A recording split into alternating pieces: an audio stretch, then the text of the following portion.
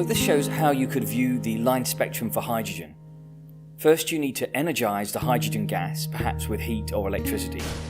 It will release light, passes through a slit, refracted through a prism, and hits a screen, leaving the line spectrum behind. If you have a very hot source of light, giving out all wavelengths of light, then when that passes through the slit and the prism, you'll get a continuous spectrum that shows all wavelengths of light.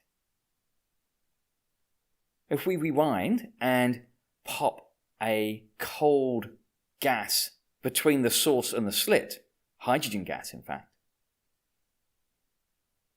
the hydrogen gas will absorb some of that radiation, some of that electromagnetic radiation, leaving you with an absorption spectrum, which is a continuous spectrum with selected wavelengths removed.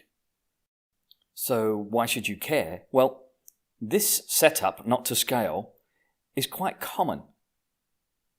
An alien sun is shining alien sunlight through the atmosphere of an alien planet, and that light is reaching Earth. Now, with the right equipment, you can check that light that's passed through the alien atmosphere, and you can detect which gases are present. Some people are excited about oxygen. I'm not that excited about oxygen. Oxygen can come from non-biological sources. Some rocks, chemical reactions give off oxygen. There is a gas that has no known natural sources, and that's CFCs, chlorofluorocarbons. That absorption spectra would be exciting.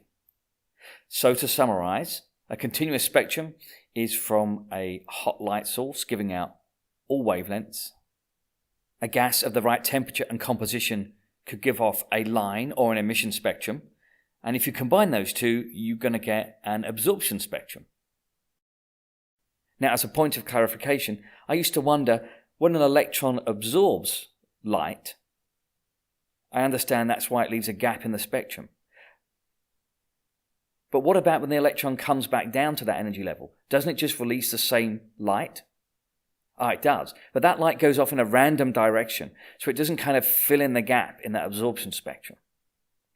That light is lost. It goes somewhere else.